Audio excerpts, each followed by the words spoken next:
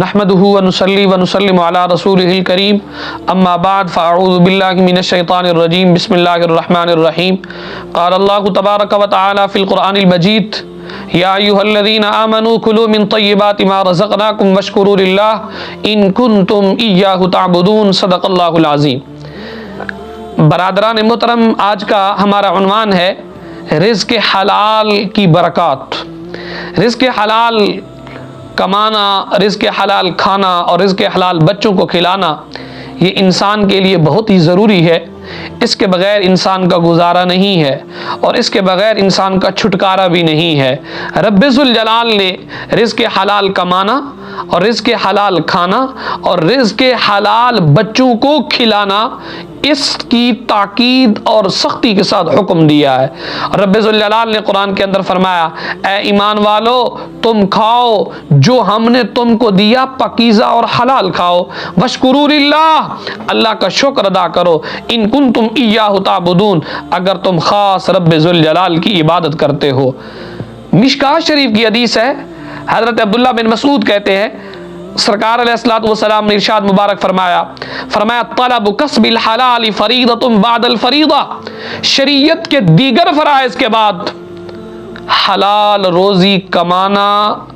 حلال روزی کو تلاش کرنا یہ بھی فرض ہے۔ اور حضرت سیدنا صدیق اکبر رضی اللہ تعالیٰ عنہ سے حدیث مروی ہے، سنن بیہقی کی حدیث ہے، میرے نبی نے ارشاد فرمایا لا يدخل الجنت جسد غذی بالحرام، فرمایا جس بدن کو حرام غذا دی گئی، جس بدن کی پرورش حرام غذا سے ہوئی، فرمایا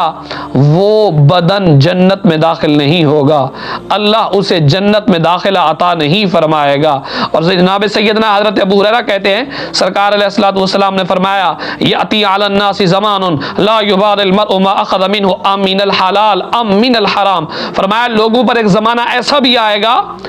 جبکہ کوئی اس بات کی پرواہ نہیں کرے گا کہ جو اس نے مال حاصل کیا ہے آیا کہ وہ حلال ہے یا حرام ہے۔ یہ آپ کے سامنے ہی ہے موجودہ زمانے کی صورتحال۔ انسان، ہر بندہ پیسے کی لالچ، ہرس اور ہوس اور تڑپ کے اندر مبتلا ہے، پیسے کی لالچ کے اندر گرفتار ہے۔ انسان یہ نہیں سوچتا آیا کہ یہ میں جو کما رہا ہوں حلال ہے یا حرام ہے، اس چیز کی تو ہمیں پرواہ ہی نہیں ہے، اس چیز کیا تو ہم اس کو گناہ ہی نہیں سمجھتے، بلکہ انسان یہی سوچتا رہتا ہے بس پیسہ آ جائے، پیسہ آ جائے، چاہے وہ حلال سے آئے چاہے وہ حرام سے آئے۔ عزیزان من، یہ پیسہ انسان کے پاس سدا نہیں رہتا، اور یاد رکھیے ہر چیز پیسہ نہیں ہوا کرتی، ہر چیز پیسے کے ساتھ وابستہ نہیں ہے۔ انسان جب دنیا سے جاتا ہے تو اس کے کفن کے ساتھ کوئی جیب نہیں لگی ہوتی کہ وہ انسان وہ اپنا مال و دولت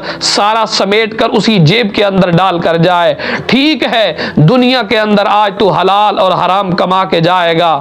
لیکن کھائیں گے پیچھے بچے، موجیں اور عشرت اور لذتیں اٹھائیں گے بچے، لیکن حساب تجھے دینا پڑے گا۔ اس لیے بزرگ فرماتے ہیں تھوڑا کھا لو، حلال کھا لو، بلکہ یوں مثال دیا کرتے ہیں حرام کھانے سے بہتر ہے نمک مرچیں لگا کر روٹی کو کھا لو۔ یہ نمک مرچیں کھا کر روٹی کے ساتھ گزارا کرنا یہ ادا اللہ کو بڑی پسند ہے، بجائے اس کے کہ انسان حرام کے اندر جائے، حرام کمائی کی جانب جائے۔ سرکار علیہ الصلوۃ والسلام نے فرمایا جس بندے نے کوئی کپڑا خریدا 10 درہم کا اور اس کے اندر 1 درہم بھی حرام کا ہو، جب تک وہ کپڑے انسان اپنے جسم پر پہن کر نمازیں پڑھتا رہے گا لم یقبل اللہ، اللہ تعالیٰ اس بندے کی نمازوں کو قبول نہیں فرمائے گا۔ عزیزان من، انسان کی فلاح، انسان کی بقا، انسان کی کامیابی، انسان کا وقار، انسان کی عزت اللہ کے حضور سرخروئی اسی بات کے اندر ہے کہ انسان رزق حلال کمائے، رزق حلال کھائے اور بچوں کو رزق حلال کھلائے۔